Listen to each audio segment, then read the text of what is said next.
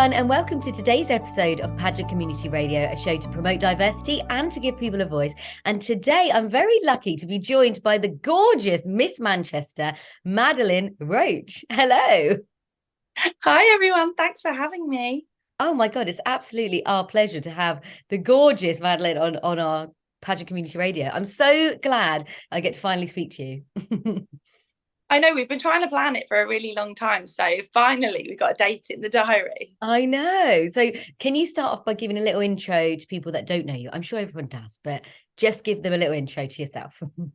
Yeah, absolutely. So, hi, everyone. My name's Madeleine Roche, previously known as Madeleine Madame, but I got married last year. So I've got a new name now, and I am Miss Manchester 2023. So I will be heading to the finals of Miss Great Britain in October. It's not my first time competing for the Miss Great Britain title, but it is my last because I age out this year. So I'm giving it one last shot after placing second runner up last year. And fingers crossed, everything goes my way this year. Yes, I mean, second runner-up is amazing. And yes, you've got to tell everyone. So you're obviously in Miss Great Britain. And how many times have you tried for this title? This will be my fifth time. And I really went back and forth with, is it too many? Should I just let sleeping Yeah. dogs lie and not do it? But then I thought, this has been my absolute dream for the past 4 to 5 years. Why give up now just because it might look a bit, I don't know. You know, when you've done it so many times, you think, oh, should I just give up? Like, maybe it's just not for me. But no, I think I'd regret it if I didn't give it one last go. So it is try number 5. But our current Miss Universe at the moment, she competed loads of times. So I feel like it's fun. Exactly. If it's okay for Miss Universe, it's perfectly okay for you to do it. And actually, it just shows you keep going and you go for your dream, right? And you know, I've competed for titles more than once, so I think it's great. And I'm so happy to see you back on stage. Oh my goodness! So what's different for this time? What you doing different? How do you feel? You know what? I was really sitting down the other day thinking about sort of what my year's going to entail and what the prep's going to look like. And it's so funny. If you met me the first year I competed at Miss GB, I wouldn't even say I was a woman. I was still like I was a girl. I was really passionate about what I do.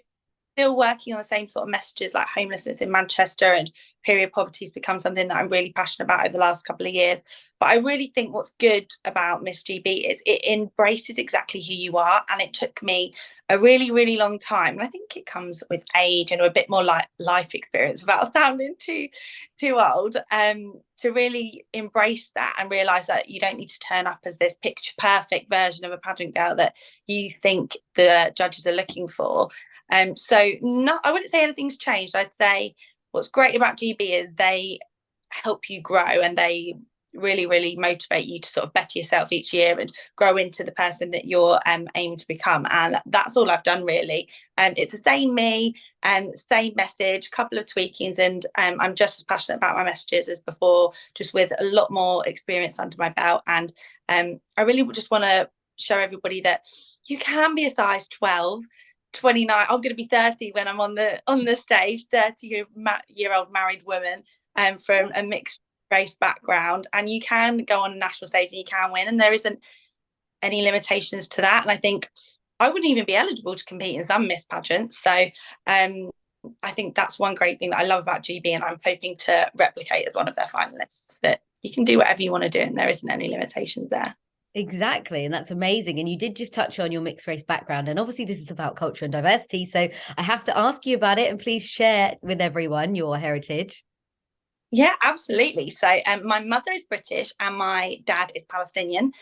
So I'm half Arabic girl, half British girl. And I really am passionate about spreading that Palestinian word across Great Britain and the globe, really. I think it's a subject and it's actually a nation that people don't really know that much about. So it's my job to educate others as well as promote to girls just like me, other Arabic girls, that you can go out there and do whatever you want. I think I never saw another Arabic pageant girl before, let alone somebody winning. And then we have Miss Palestine placing Miss Earth recently, and we're starting to really get some traction there. So I want to be able to show young girls like myself that just because you haven't seen somebody that looks like you take home that dream title or to have that dream job that you're looking for doesn't mean that it's not possible, and you really can go out there and be the first. I'm trying to be the first ever Arabic Miss Great Britain, but hopefully not the last. Oh my goodness. First Arabic Miss Great Britain and the first Palestinian. It would be amazing. It would be, game changing. It would be so good. And rooting for you. So tell us a little bit about the messages you're working on as well. And you said about homelessness in Manchester. Yeah, absolutely. So I've always worked with some homeless charities in Manchester, one in particular being the Two Brews charity. So I founded, I never know what to call it because it's not technically a charity, but I've given it my own phrase now. It's a collections agency called Code Red. And basically, what we've been doing over the last couple of years is collecting predominantly period and hygiene products for women who don't have access to them themselves. But that's really grown and branched out now. So we get coats, backpacks, blankets, jumpers, anything of necessity, deodorants, toothbrushes, anything like that. And I collect them every year and partner with Two Brews and there's some other charities in the extended Manchester area. And then we're hoping to sort of branch that out into lots of different charities. And then later on in the year, fingers crossed, I'm in the final stages of planning an outreach trip to a Palestinian refugee camp in Jordan, which will be really exciting. So I'm sort of marrying the two things that I'm passionate about and really getting to take some products, particularly period pads over there and give them to some of the refugee camps that are in mainly around the Amman area, which is really, really something that I'm passionate about. It's where my family went and lived in those refugee camps when they first left Palestine after the war. It's where my great grandmother stayed. She would not move. She lived there until she died. So I'm really forward to taking something back there and hopefully making it a yearly thing. Oh my goodness, that's amazing. If you could do that, that sounds fantastic. Oh my goodness, that's such a good goal, like and thing to do in pageantry, and that's amazing. So right, so you're married, newly married. I saw your wedding pictures, insane. You looked beautiful. Oh my goodness. So what's different for married Madeleine and non-married Madeleine competing?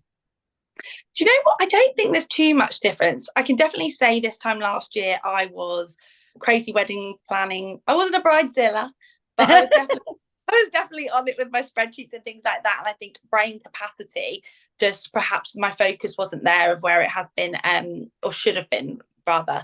But I think it's just the support network. I've got a really, really fantastic set of in-laws. My husband's amazing, and being married, there's not really that much change, but it's nice to be able to share that second name and have a second family come and support me as well, which is great.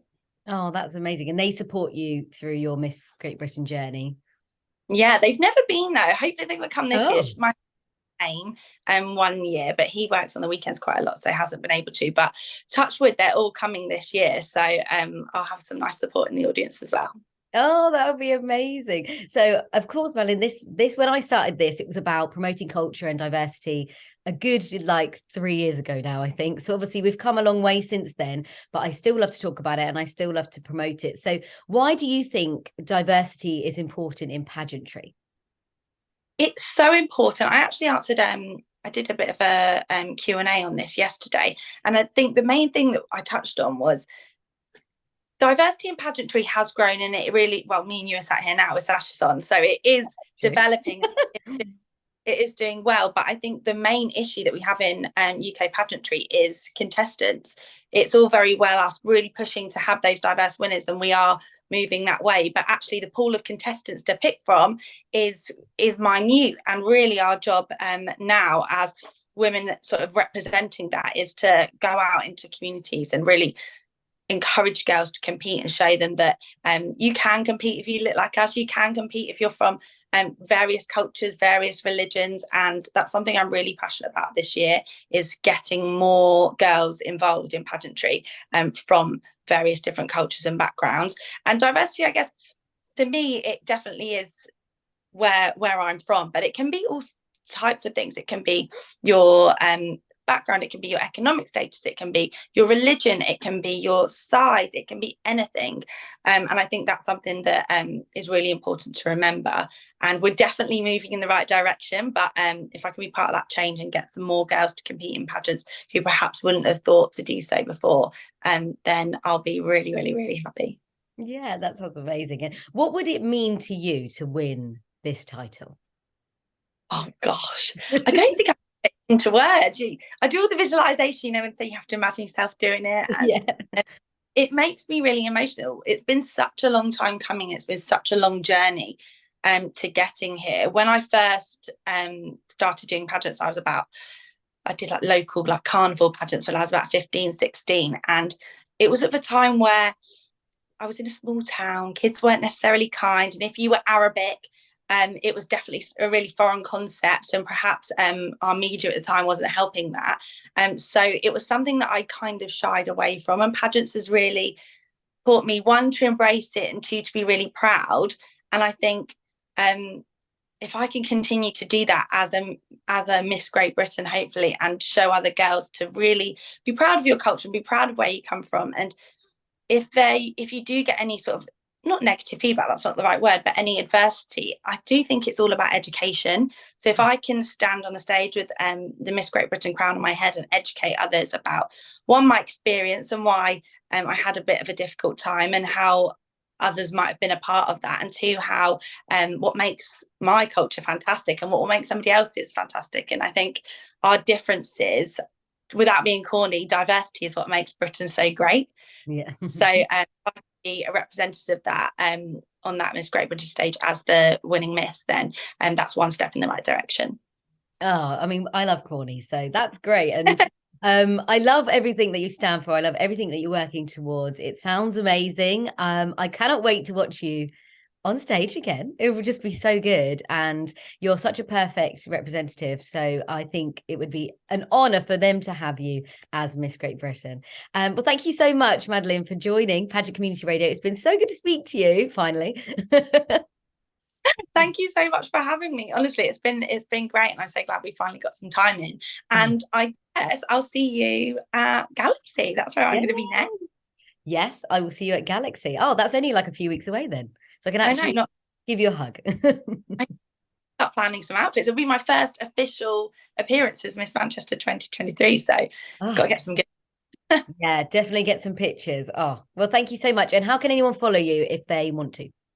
Yeah, absolutely. So you can follow me on Instagram. It's Madeleine_Roche. I have to get used to that. I keep giving my old one out, which is so funny. Yeah, it's hard. And if you want to get involved in the Code Red collections agency, whether that be providing us with period products to take to the Middle East when we do our outreach, we're collecting pads, no tampons for religious reasons.